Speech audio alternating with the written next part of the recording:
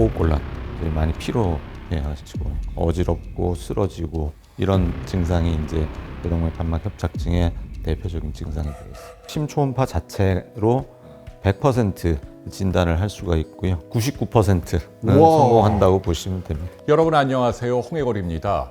대가의 통찰을 듣는 인사이트 인터뷰입니다. 오늘도 변함없이 제주에서 전문가 두 분을 모시고 말씀을 나누려고 하는데요. 오늘 주제가 굉장히 중요합니다. 대동맥 판막 협착증인데요. 생각보다 환자가 많습니다. 그리고 최근 아주 도움이 될 만한 중요한 치료법들이 속속 등장하고 있기 때문에 오늘 환자나 가족들에게 큰 도움이 될 시간이라 생각합니다. 두 분의 전문가를 모시겠습니다. 네, 반갑습니다. 각자 간단하게 좀 소개를 좀 부탁드릴게요. 선생님이 저보다도 학교 의과대학 3년 선배님이시죠. 82학번. 금방 소개받은 최인호입니다.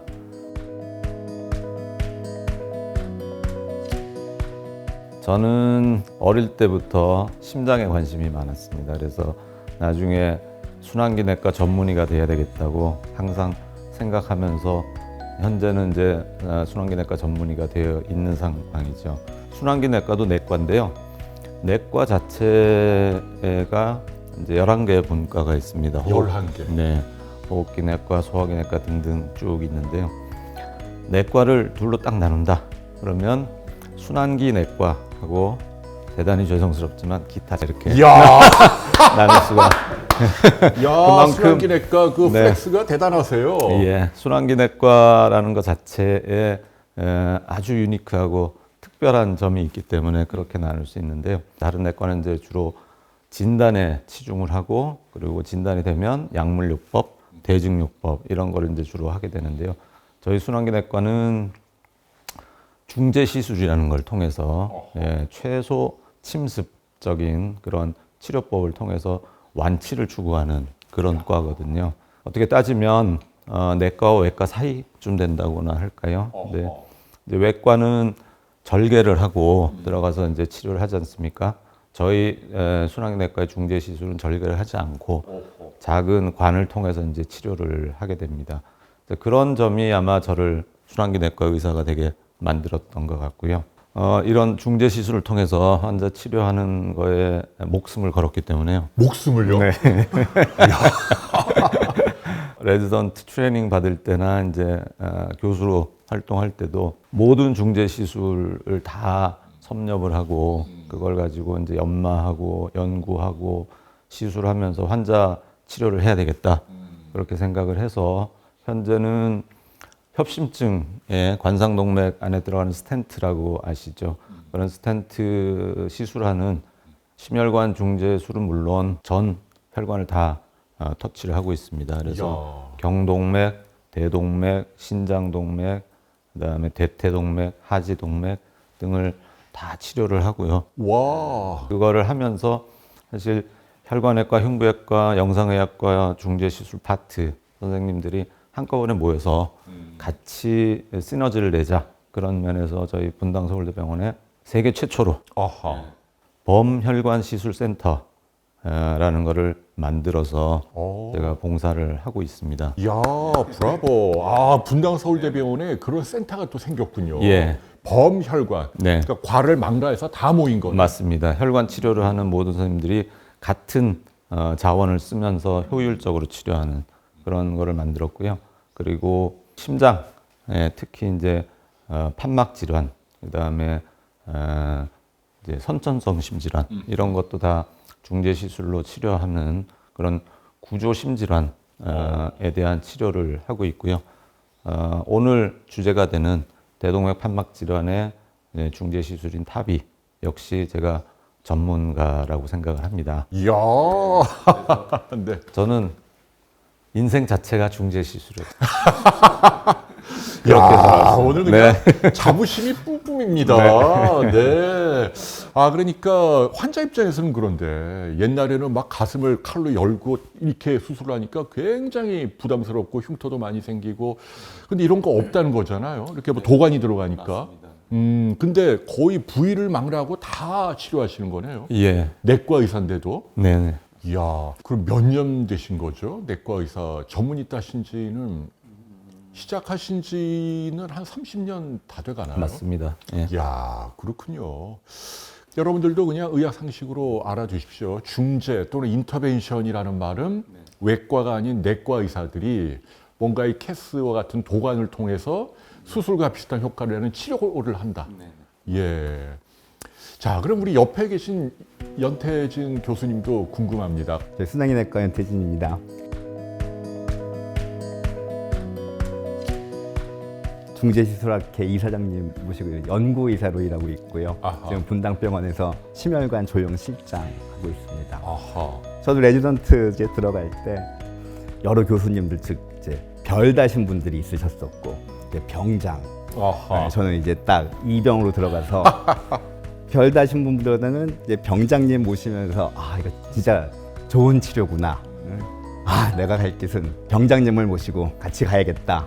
그래서 중재시술을 하게 됐고 중재시술을 배우면서 같이 하면서 저는 이제 다방면으로 하지는 못하고요. 관상동맥 질환이랑 대동맥 판막 두 개만 좀 집중적으로 하고 있습니다. 그렇군요. 그러니까 두 분이 서울대 의대를 졸업하신 선후배 사이시잖아요. 예. 지금은 이제 같은 병원에 계신데 사실은 내과가 의학에 꽂히고 저희 때도 그렇고 지금도 그렇습니다만은 최고의 인재들이 내과를 지원하는데 그 내과 가운데서도 또 탑 오브 탑이 오늘 말씀하시는 순환기내과다. 네. 딴 선생님들이 보시면 또 아니 근데 저는 많이 인정합니다. 날라오는데 안 됩니다. 아니, 근데 실제로 순환기내과가 제일 경쟁률이 치열하고 또 의사가 해줄 수 있는 게 워낙 많으니까 말이에요.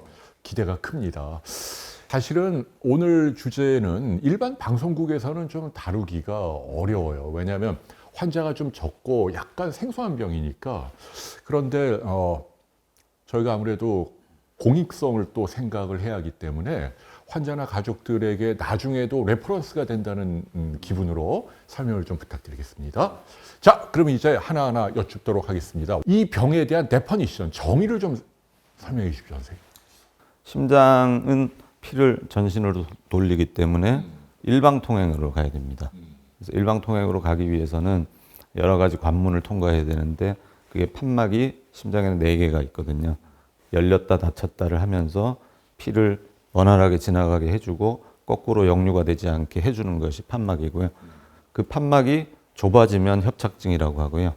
역류가 되면 폐쇄부전증이라고 합니다. 그런 협착증과 폐쇄부전증을 통틀어서 판막질환이라고 얘기를 하고 있고요. 그 중에 대동맥 판막이 가장 중요합니다. 대동맥 판막은 심장이 펌프 역할을 하죠. 전신에 피를 보내는데 첫 번째 관문이죠. 그 관문을 통해서 피를 보내게 되는데 이제 판막이 좁아지고 딱딱해지면 피를 잘 내보낼 수가 없게 되는 거죠. 그거를 이제 대동맥 판막 협착증이라고 부릅니다. 그러네요. 그러니까 그 생물학 시간에 배운 좌심실이 한번 쿵 하면 피가 쫙 나가야 되는 첫 번째 관문이 대동맥 판막 맞죠? 네, 맞습니다. 거기가 딱딱해지고 좁아진다. 예. 여기서 더 덧붙일 말씀이 있다면? 제가 환자분한테 설명할 때는 네. 문이 있는데 계속 열었다 닫혔다 하다 보면 오래 쓰면은 그게 이제 고장 나기 시작한다. 네. 그렇게 표현을 하고 이제 아마 나중에 다시 얘기가 나올지는 모르겠는데 옛날에는 좀 다른 기전에 의해서 대동맥판이 좀 망가지는 병들이 더 많았었는데 요즘은 의학이 발전하면 점점 더 고령화가 되고 또 어쩌면 고콜레스테롤증 같은 이제 위험 인자가 좀 더 많아지면서 옛날과는 다른 기전으로 대동맥판 협착증이 이제 오래 쓰면서 망가지는 그래서 잘 안 열리게 되는 쉽게 막 또 설명할 때는 방 안에 환기가 잘 안 돼서 힘들어지는 문이 안 열리기 때문에 그렇게 표현을 합니다. 고장나서 안 열린다. 안 열리는, 얘기죠. 예, 예. 안 열린다. 근데 이 판막이 하루에도 거의 한 10만 번 가까이 열렸다 닫혔다 굉장히 일을 많이 한다면서요. 네, 맞습니다. 대단한 네. 장기네요. 네. 그러면 단순히 노화인가요? 원인들이 뭐가 있습니까?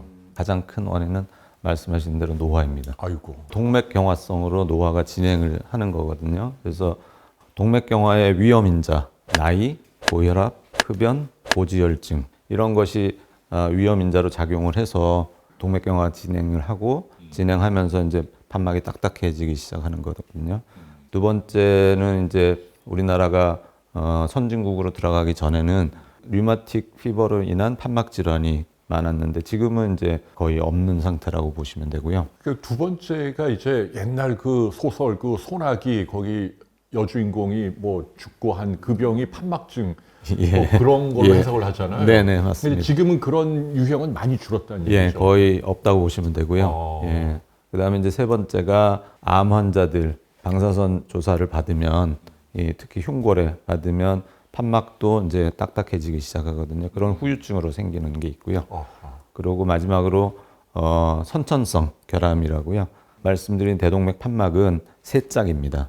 세 짝이 열렸다 닫혔다를 하기 때문에 위에서 내려다보면 벤츠 로고처럼 벤츠처럼 네네. 세개 예, 딱. 네. 네네 열렸다 닫혔다 하는데 선천적으로 두 짝만 갖고 태어나는 분이 있습니다. 오, 그래요? 예, 두 짝이 훨씬 더 충격을 많이 받기 때문에 이 퇴행성 변화가 더 빨리 생겨서요. 60대부터도 중증의 대동맥 협착증이 생기는 경우가 있습니다. 네. 예, 그런 거가 다 원인이 돼서 생기고요. 가장 중요한 것이 아까 얘기 드린 대로 나이라고 말씀드렸는데 데이터들이 다 입증을 해주고 있습니다.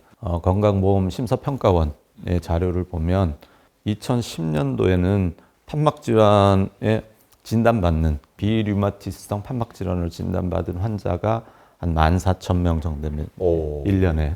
근데 그게 지금은 한 10년 지나면서 2019년 자료를 보면 한 3만 명 정도로 그래요? 네, 2배 정도 늘어났거든요. 이야. 근데 그 안을 자세히 들여다보면 10년 전에는 6,000명 정도가 대동맥 판막 질환이었고요. 지금 쭉 늘어나면서 대동맥 판막 질환이 훨씬 더 많이 늘어나서 왜 그런 현상이 생기는가를 들여다봤더니 이제 인구가 노령화되는 게 가장 큰 원인이었고요. 그래서 거꾸로 연령별로 그러면 어느 정도 될까를 한번 쭉 추적을 해봤습니다. 그랬더니 중증의 대동맥 판막 협착증이 생기는 퍼센트 유병률을 보면 40대는 0.1%입니다. 50대 0.2%, 60대 0.3%입니다. 이야.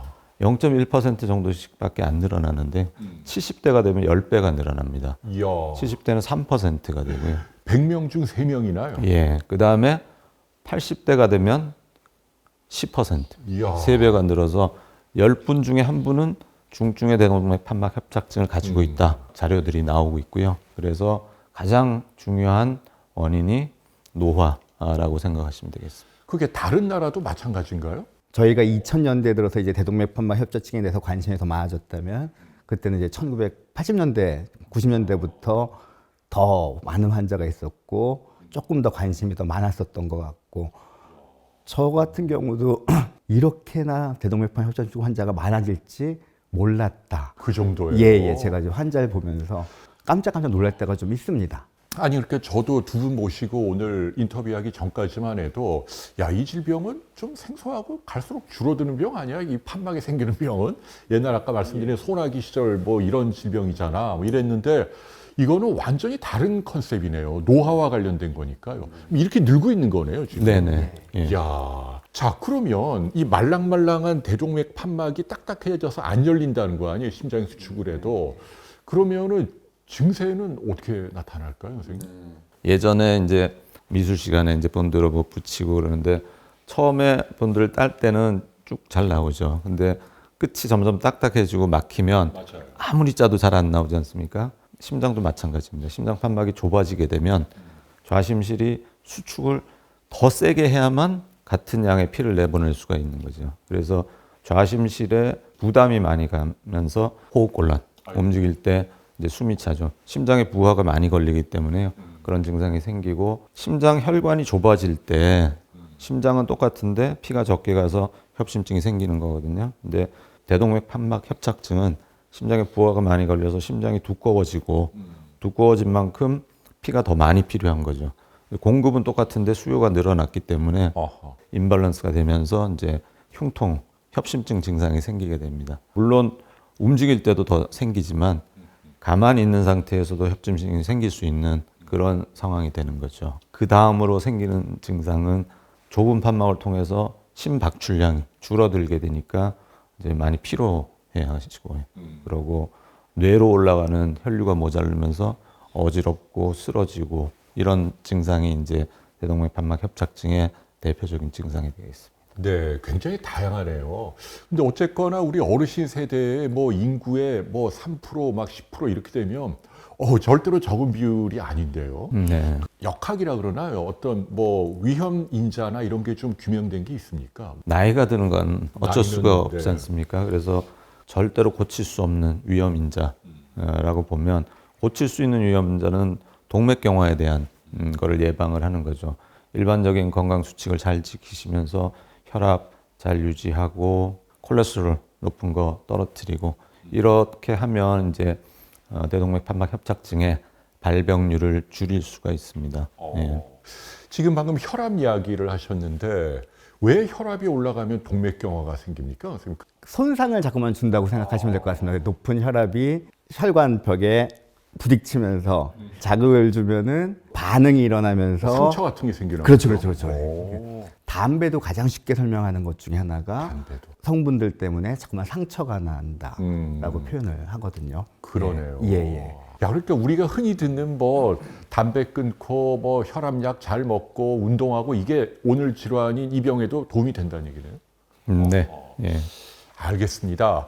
자, 그러면 진단도 좀 여쭤봐야 할 것 같아요. 뭐로 찾아냅니까? 진단은 비교적 간단하게 할 수가 있습니다. 의심만 하면, 그러니까 의심을 하지 않는 게 제일 문제거든요. 숨이 차거나 아니면 연세가 많이 된 분들 청진기를 한번 대보면 됩니다. 그거는 이제 일반인들은 할 수는 없지만 개원가에 계신 선생님들께서 이쪽 대동맥 판막에서 피가 올라가는 방향, 오른쪽 위쪽에 청진기를 대보면 좁은 판막을 통해서 피가 아주 세게 제트가 나가기 때문에요. 심장에 잡음이 들립니다. 이야, 슉 하는 잡음이 들리거든요. 그렇게 들립니까? 네네.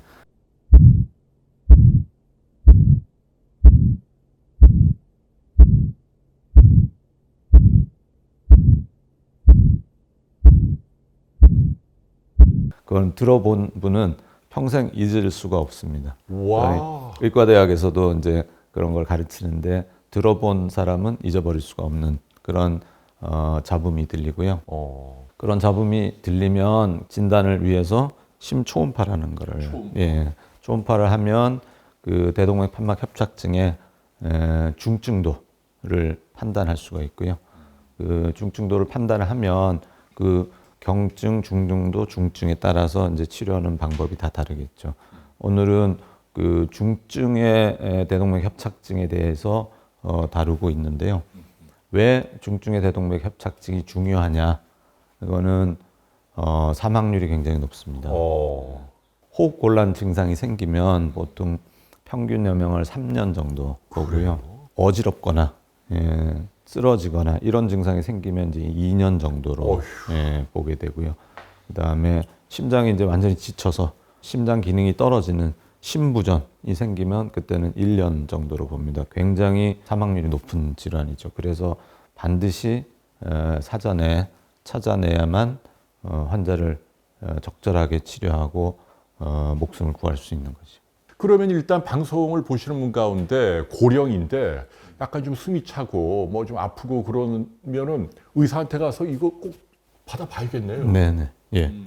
그 다음에는 이제 초음파를 해라. 초음파라는 게 어떤 건지 좀 설명해 주십시오. 심장 초음파.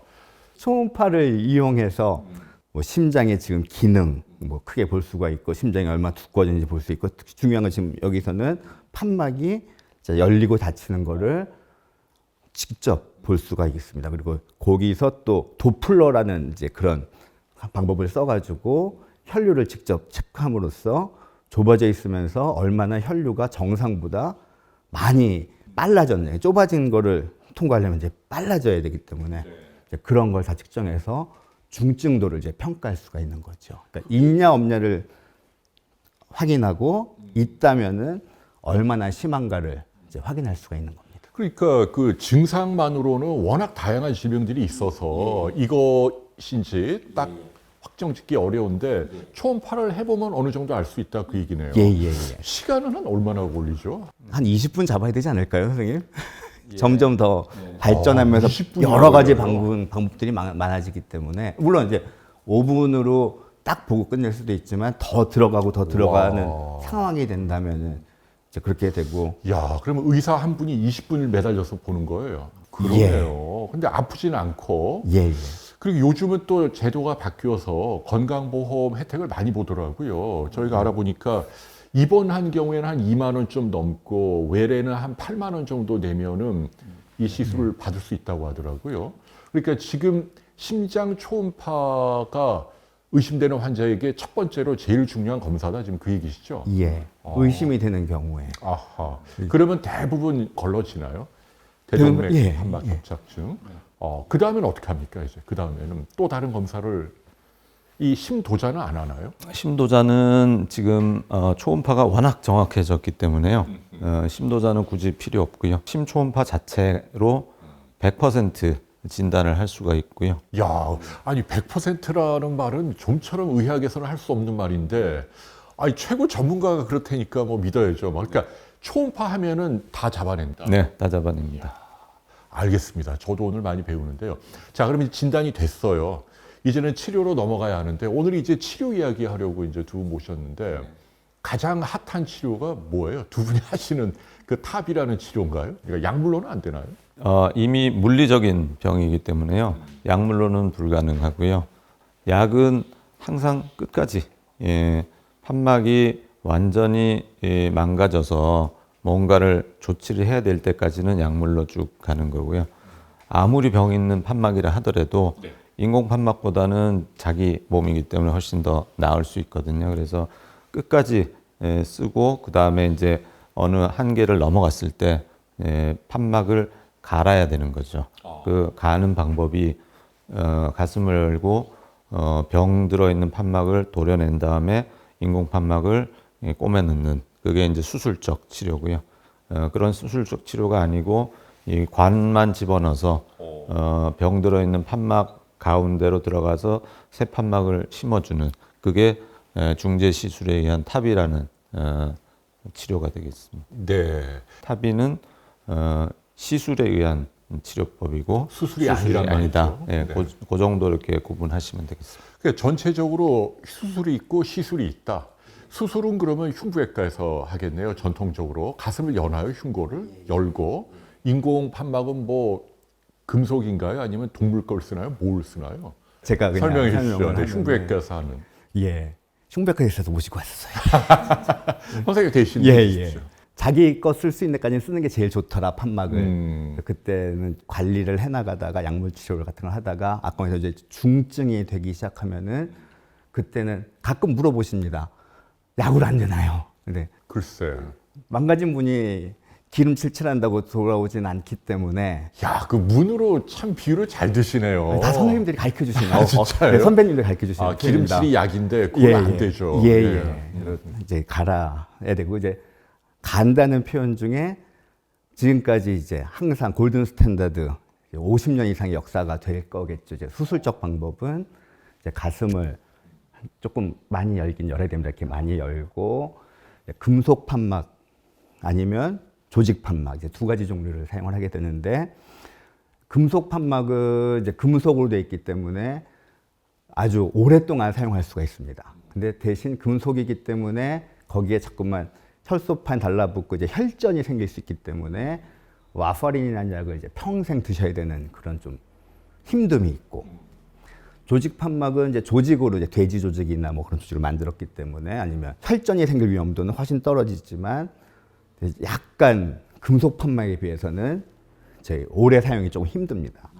그래서 이제 옛날 이제 지금까지 우리가 배워왔던 전형적인 방법은 젊은 대동맥판 질환, 그러니까 협착증만이 아니라 뭐 역류증 그런 환자들 모두 다 젊은 사람들은 주로 금속 판막을 사용을 해가지고 와파린을 먹지만 한 20년 더 쓸 수 있게 하는 거고, 이제 조직 판막은 이제 조금 더 어르신들한테 이왕 수술을 이제 2번 하는 거는 상당히 힘들어지거든요. 그러니까 여명 동안 잘 쓰면서 편하게 사용할 수 있게 이제 조직 판막을 사용하는. 나중에 했던 이 탑이라는 것도 조직 판막이 좀 더 발전했다고 생각을 할 수 있을 것 같고요. 수술적 방법의 가장 좋은 점은 50년 동안의 역사가 지금 다 했었기 때문에 노하우가 꽤 있다고 이제 흉부외과 선생님이 자부를 하시는 거고, 저희들도 흉부외과 선생님을 그렇게 믿고 따라가는 거고. 가장 큰 단점이 이제 가슴을 좀 많이 열어야 되기 때문에 특히 어르신들 좀 몸이 더 허약하신 분들한테 조금 더 힘들 수가 있다. 수술 바로 받는 후에 이제 그런 단점이 있어서 요즘은 또 흉부외과 선생님들도 더욱더 좀 더 덜 침습적인 방법을 다 환자분들도 원하고 의학계도 그쪽으로 나가기 때문에 탑이랑 좀 다르지만 옛날에 이만큼 열었다 그러면 요즘은 요만큼만 열어가지고 미니멀리 인베이시브라고 표현하는 네, 흉부외과에서 예. 개량된. 예예 좀 덜 열게 되고 판막도 조직 판막 중에서 옛날처럼 꼬매 넣지 않고 딱 집어넣으면 되는 이제 그런 방법도 개발되고 있기는 합니다. 그건 이제 흉부외과나 내과 선생님들 이제 서로 시술에 대한 자긍심이 있긴 한데 일단 그거 하나 여쭤볼게요. 그 동일한 중증의 환자라면 양쪽 다 수술 성적이나 결과는 어느 게 더 뛰어나다라는 게 뭐 나와 있나요? 결과는 비슷한가요? 어떻습니까? 네, 수술은 역사가 오래됐지만 시술은 얼마 되지 않았거든요. 지금 한 20년 정도 보고 있고요. 지금 쓰고 있는 최신의 아주 좋은 인공 판막, 이 타비를 통해서 들어가는 판막은 현재까지 장기간 성적이 한 10년 정도 성적은 나와 있습니다. 근데 10년 성적을 보면 수술하고 시술하고 거의 똑같아요. 거의 똑같다. 네, 그만큼 시술에 들어가는 그 인공 판막이 많이 발전을 해 있는 거죠. 지금은 수술하고 시술하기 똑같은 결과를 나오기 때문에 미국 심장협회에서 만든 가이드라인이 2020년에 발표를 했었는데요. 그 가이드라인을 보면 나이를 65세에서 80세 기준으로 해서 65세 미만이면 수술이 좀 낫겠다. 예, 수술을 첫 번째로 권유를 하는 거죠. 권고를 하고 80이 넘으면 시술을 첫 번째로 권고를 합니다. 그럼 그 중간에 있는 분들은? 중간에 있는 분들은 이제 수술에 대한 위험성을 또 평가를 하거든요. 수술에 대한 위험성이 저위험군에서는 그 가운데 있는 연령은 수술이든 시술이든 똑같이 첫 번째로 권유를 합니다. 그래서 선택을 할 수가 있는 거죠. 근데 그거는 이제 연령별로 나누는 거고요. 그러면 수술을 할 수 없는 환자, 여기 이제 방사선치료를 너무 많이 해서 열 수가 없는 그런 환자는 당연히 타비를 첫 번째로 권고를 하고요. 두 번째로 수술의 하이리스크라는 고위험 수술군에 대해서는 질문의 여지가 없이 바로 타비를 권고를 합니다. 유럽 가이드라인이 작년에 2021년에 발표됐는데 그 가이드라인에서는 나이가 이제 좀 올라갔어요. 75세 미만은 수술을 조금 더 생각하고 미국에는 80이 넘어가면 타비를 고려하라 그러는데 75세가 넘어가면 타비를 먼저 고려해라. 나이 기준이 그렇게 돼 있고 여기 역시 수술을 할 수 없는 환자거나 수술의 고위험군 환자는 타비를 1차로 권고를 합니다. 그런 식으로 저희가 흉부외과 그리고 순환기내과가 같이 만나서 하트팀 컨퍼런스라는 걸 하는 거죠. 그렇게 해서 어떤 게 이 환자한테 더 좋을 거냐를 가지고 이제 수술이냐 시술이냐를 판단해서 치료를 하고 있습니다. 네. 근데 결과가 비슷하다면 저는 당연히 이거 이렇게 여는 거는 굉장히 부담이 솔직히 되는 거잖아요. 이거 열고 흉고를 열어야 되니까 또 닫아야 되고 두 분이 실제로 하시는 탑이라는 시술에 대해서 좀 더 자세히 설명해 주십시오. 네, 탑이라는 시술은 그 마취를 아주 짧게 하거나 마취하지 않고 할 수가 있습니다. 그래요? 예, 가슴을 여는 수술은 당연히 전신 마취를 해야 되는 거고요. 그렇죠. 예, 타비는 가느다란 관을 넣어서 하기 때문에요. 어디로 넣습니까? 주로 대퇴동맥으로. 여기 허벅지 사이에. 네네. 네. 그렇게 해서 하기 때문에 환자한테 해를 덜 주는 거죠. 예, 관을 통해서 판막을 삽입을 하게 되는데요. 판막을 짜부러뜨린 판막을 그 안에 풍선을 넣어서 풍선으로 부풀려서 판막이 붙도록 하는 그런 방법이 있고요.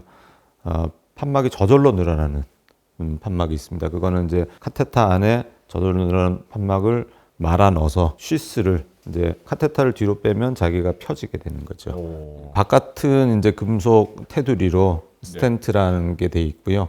그 안쪽에 이제 조직 판막을 꼬매놨습니다. 그래서 이렇게 보시면 짜부러듭니다. 이렇게 짜부러든 채로 넣은 다음에 빼면 밑에부터 이렇게 펴져서 딱 판막 위치에 들어가게 되는 거고요.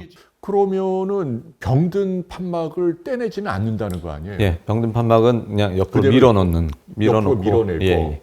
그러면 이게 들어가서 어떻게 판막 구실을 할까요, 선생님? 이게 그냥 어떻게 보면 요 안에 판막이 있습니다. 아 있구나 이렇게 안에. 네. 아 벤치 모양으로 있네요. 그 피가 이렇게 나가나요? 맞습니다. 오, 야. 근데 이게 생명을 구한단 말이에요. 야, 신기하네요. 요게 들어가서. 그러면 이게 재질이 이거는 금속 같은데요. 여러 가지 재질을 쓰는데요.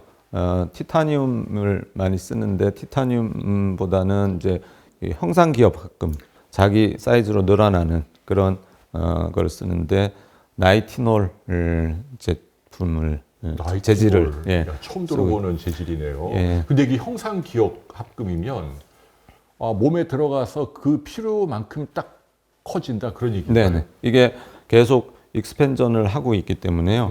병든 판막, 좁은 판막을 밀어내면서 자기가 위치를 잡아주고 그 사이에 지금 새로 들어있는 조직 판막이 기능을 하는 거죠. 이 하얀 게 이제 판막 역할을 하는 건데요. 쪽이에요. 예, 요 네. 안쪽에 철망 안에 있는 하얀 거는 재질이 뭔가요? 판막은 주로 이제 돼지의 페리카디움이라는 거를 사용하는데 돼지 돼지 심낭. 심낭이죠. 네. 그다음에 소 심낭을 사용하기도 하고요. 야, 여러 가지 그런 재질로 되어 있고요. 아까 말씀드렸듯이 한 10년 데이터들이 나와 있는데 앞으로 15년, 20년 이렇게 지나면 수술적인 판막 치환술이랑 거의 같은 횟수가 되고 나면 아까 말씀하신 대로 나는 가슴 열고 싶지 않다. 그런 때 이제 더 골드 스탠다드가 이제 바뀔 수가 있는 거죠. 이야, 너무 신기합니다. 어떻게 보면 굉장히 심플해 보이는데, 근데 생각보다 크네요. 요게 이제 병든 판막을 대신해 준다. 근데 요거를 딱 정확하게 그 대동맥 판막까지 집어넣는 게 두 분은 뭐 굉장히 이 손이 아주 예민하신가 봐요. 딱 넣을 수 있나요, 이게? 그러니까 제가 이제 궁금한 건 뭐 이렇게 실수할 수 있을 가능성도 있냐 이겁니다. 이게 정확한 위치에서 이게. 그게 현대 의학의 테크놀로지죠. 누구는 잘하고 누구는 못하게 만들면 안 되고요. 누구라도 똑같은 결과를 내릴 수 있게 만드는 거가 이제 테크놀로지. 그럼 두 분 병원에서는 지금 이런 시술을 얼마나 하고 계시나요? 아까 그 범혈관 센터가 있다고 하셨는데 많이 하시나요? 그 일주일에 2명에서 오, 꽤 자주 하시네요. 3명 정도까지 할 때가 꽤 있습니다. 주로 누가 하시나요? 두 분 중에서? 같이 합니다. 두 분이 네, 같이 네. 하시나요? 팀워크가 진짜 중요합니다. 그러니까 아까 정확한 위치에 넣기 위해서 이제 잘 잡고 뭐 하고 이제 그거에 맞춰서 뭐 이걸 그 풀어주고 뭐 이제 그런 뭐 좀 밀어주고 하는 그런 팀워크가 중요해서 네. 교수들이 저희 같은 경우 심장내과 교수만 3명 저 말고 또 다른 한국 같이 들어가고요. 마취과 할 때 마취과 선생님도 들어가고 초음파 옆에 또 봐주시는 선생님이 또 같이 봐주시고 그러니까 교수가 5명 그리고 흉부외과 선생님들이 또 뒤에서 백업을 그러시구나. 쳐주시기 때문에 6명이 와, 교수가 대단합니다. 진짜. 아니 그러면 이거는 정말 마취를 안 합니까? 이거는 그럼 환자도 의식이 다 있는 상태에서. 예, 얘기하면서도 합니다. 아, 그래요? 예. 그럼 여기 부분만 좀 따끔한 정도인가요? 예, 국소 마취만 하고. 따끔보다는 뻐근하다. 그러면 시술 절차를 한번 좀 알려주세요. 여기를 소독을 하고 그다음에 이제 살짝 뭐 펑크처라고 뚫는 거네요. 예. 그다음에 이제 도관을 밀어 넣나요? 항상 그 도관이 들어가기 전에는 유도철선이라고 가느다란 철사줄을 먼저 넣습니다. 그걸 따라서 이제 도관이 들어가고 그 도관 안에 이제 요 판막을 짜부러뜨려서 넣어서 밀어 넣어서 제 위치에 가도록 그렇게 하는 거고요. 제 위치에 들어갔다는 거는 초음파로 확인하는 건가요? 조영술이라 그래서요. 엑스레이를 보면서 조영제를 넣고 정말 자기 위치에 잘 있는지를 확인하는 방법이 하나고요. 두 번째는 초음파. 초음파를 바깥에서 보기도 하고 경식도 초음파라고 그쪽으로 보기도 하고 그다음에 혈관 내 초음파라고 심장 안으로 초음파 카테타를 넣어서 보는 그런 3가지 방법을 어떤 컨비네이션이든지 해서 확인을 하게 됩니다. 그러면 시간은 한 얼마나 걸리나요? 이거 다 끝날 때까지. 환자마다 조금씩 달라지지만 들어가는 그곳에서 하면 30분에서 1시간 정도 생각하시면 될 것 같습니다. 네. 그러면 환자는 이거를 하고 나면 성공적으로 들어가면 바로 증세가 좋아지나요? 저 그게 궁금한데 어때요? 네, 바로 좋아집니다. 바로 좋아집니까? 네, 바로 좋아집니다. 바로 다음 날? 예. 숨 쉬거나 뭐 이런 게 바로 네, 좋아져요? 네. 아주 이야. 시원하다고 얘기하시는 분도 있고요. 예, 증상은 대동맥 판막 협착증 때문에 고생했던 증상들이 사라지면서 환자는 굉장히 행복해합니다. 그러면 입원을 얼마나 합니까? 전신 마취를 안 하면 이틀, 3일 정도면 되고요. 이야. 네. 그리고 전신 마취를 했거나 아니면 뭐 조금 더 문제가 여러 가지 생긴다 그러면 한 5일 정도 하게 되는데요. 평균이 한 3일 정도라고 보시면 됩니다. 네. 이야. 가슴 여는 거에 비해서는 가슴 여는 거는 평균 일주일은 병원에 입원해야 되고 그리고 자기의 이전 생활로 돌아가는 데까지는 뭐 거의 한 달 이상 걸리는 분도 있거든요. 근데 탑이라는 시술을 하면 보통 일주일 안에 자기 일상으로 돌아갈 수가 있으니까 일주일 안에. 예, 삶의 질에 대해서는 굉장히 도움을 많이 받는 거죠. 네. 그러면은 성공률이라고 하나요? 이게 100명의 환자에게 탑의를 하게 되면 성공률이 한 어느 정도나? 여기서는 100은 아닙니다. 아, 그래요? 아, 그렇게 100%는 아니지만 네. 그래도 99%는 우와. 성공한다고 보시면 됩니다. 100은 아닌데 99%. 야, 묘한데. 그 정도로 확신하시는군요. 네. 치료가 잘 된다는 얘기네요, 이게. 그러니까 처음부터 플랜을 정확하게 세워야 됩니다. 이게 과연 탑이라는 시술로 성공을 할 수 있고 도움을 줄 수 있는지 아니면 수술이 더 나을 건지 그런 거에 대한 판단을 미리 해서 잘 계획을 해서 하면 성공률을 거의 100에 가까울 정도로 올릴 수가 있다는 거죠. 그러면 그 수술을 할 것이냐, 탑의를 할 것이냐, 이거는 이제 의사분이 뭔가 도움을 주셔야 할 텐데, 말씀하신 그 가이드라인 말고도 중시해야 될 게 뭐가 있습니까? 그러니까 탑의가 결정적으로 도움되는 사람은 어떤 분들입니까? 아까 수술 못하는 분들 당연히 있고, 좀 젊은 연령대에도 이걸 연다는 게 나이가 젊어도 이게 맞습니다. 좀 싫거든요. 네네. 그래서 그 하트 팀이라는 게 있고요. 그 흉부외과하고 잘 상의해서 결정을 하는데 사실 금방 말씀하신 것처럼 모든 환자들이 다 가슴 여는 걸 원하지는 않으세요. 예. 당연히 연다는 것 자체를 싫어하고 그래서 예전에 탑이라는 시술이 개발되기 전에는 중증의 대동맥 판막 협착증이 있는 환자가 수술을 거부하는 경우는 치료할 방법이 없었고요. 예, 또 어쩔 수 없이 수술할 수 없는 환자의 경우는 그냥 그렇게 힘든 생활을 하실 수밖에 없었는데 이제 그런 환자분들한테 이런 시술이 생겨서 일상으로 다시 돌아가게 해주는 그런 거가 가장 큰 장점이고요. 그 대신에 이제 가격이 수술에 비해서 좀 비쌌기 때문에 조만간 이제 급여화가 되면 훨씬 더 저렴한 가격으로 이렇게 좋은 치료를 받을 수 있는 날이 올 겁니다.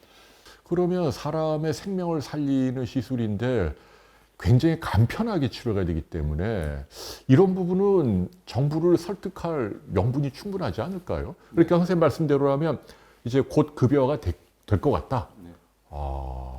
그렇게 되면 좋겠네요. 네, 맞습니다. 그렇게 되도록 저희 대한심혈관중재학회에서도 노력하고 있고 심장학회에서도 노력하고 흉부외과 심장흉부외과 학회랑도 같이 협업을 해서 이제 앞으로 급여화 제도권에 들어가도록 이제 열심히 대정부 정책도 내고 복지부 높은 분들하고 회의도 많이 하고 있습니다. 그래야겠네요. 특히 고령화되면서 환자가 저도 놀랐어요. 지금 1년에 뭐 3만 명씩 막 나온다는 거 아니에요. 생각보다 많은데요, 환자분들이. 이 시술을 받고 난 다음에 뭐 주의사항이 있습니까? 뭐 약을 계속 먹어야 하나요? 혈전 용해제 같은 거 어떻습니까? 약은 기본적으로 쓰셔야 되고 여기에 이제 혈전이 붙지 않도록 약을 쓰는데 아까 얘기했던 기계 판막보다는 조직 판막이기 때문에 훨씬 더 약하게 약을 쓸 수가 있고요. 그리고 또 이 판막 역시 계속 또 열렸다 닫혔다 해야 되지 않습니까? 이 판막도 결국은 퇴행성 변화를 겪게 되는 거거든요. 그래서 이 판막을 건강하게 잘 유지하기 위해서는 자기 판막을 처음부터 건강하게 잘 유지했던 것처럼 그 위험 요소를 잘 조절하면서 약도 잘 드셔야 이 판막 한 번 했던 걸로 쭉 평생을 가져갈 수 있을 걸로 생각이 됩니다. 네. 그 또 한 가지 드는 질문이 이제 이게 내구성이 어떤지도 좀 궁금해요. 이게 이제 오래 버텨줄지 거기에 대한 데이터가 좀 있습니까? 수술할 때 쓰는 아까 이제 금속 판막, 조직 판막 이거 할 때 쓰는 조직 판막, 탑의할 때 쓰는 조직 판막 하면은 이제 금속 판막보다는 확실히 뭐 두 조직 판막이 더 내구성이 좀 떨어지는 건 사실이고 지금 데이터 계속 나오면서 수술적 조직 판막에 거의 이제 그 추적 관찰 기간이 이제 붙어가고 있는 이제 그렇게 그러니까 아까 말했듯이 수술 방법 50년이 됐기 때문에 데이터가 쌓여 있는데 뭐 50년을 팔로우한 데이터는 아닐 것 하지만 이게 환자들 팔로우하기 딱 기간이 있었으면은 지금 점점 좀 탑의하는 환자들의 팔로우이 이제 추적 관찰이 되고 있는데 그게 하면서 계속 이것보다 좀 못하면 어떡하나 했는데 계속 똑같이 잡아가고 있다고 생각하시면 잡아간다면 또 표현이 또 근데 그렇게 생각하시면 될 것 같습니다. 예. 아니 근데 두 분은 참 그 콤비가 좋으세요. 행복하시겠어요? 같이 일하시면. 제가 행복합니다. 이분은 힘들어하십니다. 네, 진짜 이 분당 서울대병원 내과, 특히 순환기내과 팀에 그 젊은 전공의들 있으면 좀 많이 가라 그래야겠네요. 인기 많죠, 지금 그 후학들이 두 분께 배우려고 많이 오지 않을까요?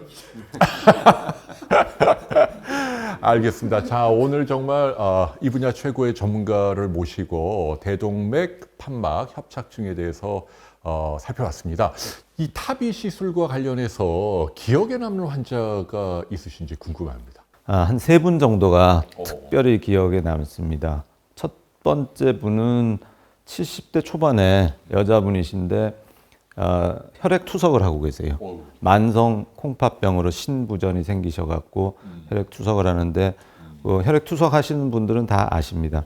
투석을 해서 몸 안에 노폐물이 빠져나가면 굉장히 기분이 좋거든요. 그래서 일주일에 한 3번을 하시는데 투석하는 날만 기다리십니다. 근데 이분은 투석하는 게 두려운 거예요. 투석하는 날이 오는 게 두려운. 왜 그러냐 했더니 투석을 하는 동안 가슴이 너무 아픈 거예요. 예. 그리고 너무너무 힘들었던 거죠. 그걸 한 1년 동안 그렇게 해 오시다가 너무 이상하니까 이제 건강검진을 받아보시면서 중증의 대동맥 판막 협착증이 있다는 걸 발견을 하고 그러고 오셔서 이제 탑이라는 치료를 했죠.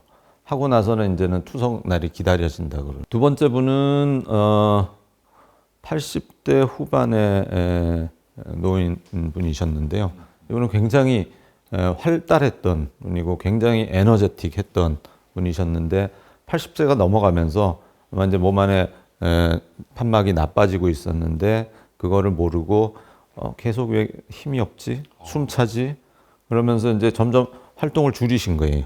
줄이다 보니까 디프레션, 우울증까지 생기셨어요. 그래서 식사도 안 하고 이제 체중이 막 줄기 시작하는데 이제 가족들이 보고 무슨 암이 있나? 그러고 이제 건강검진을 했더니 이게 나온 거죠.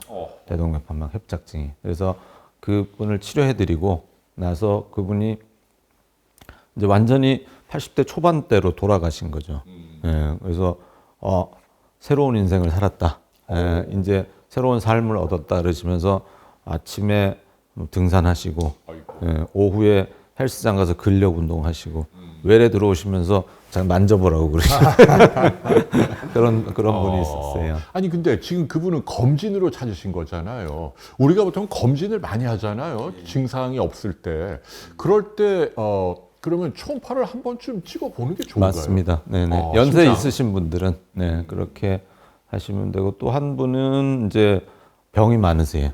병이 많으셔서 50대에 승모판 수술을 받으셨어요. 그리고 60대 중반에 이제 관상동맥 우회수를 받으셨죠. 그러니까 가슴을 2번 열었던 거죠. 예, 그런데 이제 80대에 이 판막 협착증이 생기셨어요. 근데 이제는 더는 안 열고 싶다. 예, 흉부외과에서도 굉장히 위험합니다, 열면. 그러면 어쩔 수 없는 거죠. 그래서 이제 거의 자포자기 하고 계시다가 안 열고 하는 방법이 있어? 그래서 찾아오셨어요. 그래서 그분을 치료해드렸더니 너무 좋아하시는 거죠. 시리에 빠져있던 분을 치료해드려서 아주 행복한 삶을 살고 계시는 걸 보면 내가 선택을 하고 시술을 하기를 잘했다. 그런 생각이 들었습니다. 네, 알겠습니다. 아, 진짜 보람이 있으시겠네요. 네. 자, 끝으로 이제 이 방송을 보고 계시는 환자나 가족분들이 계실 텐데요.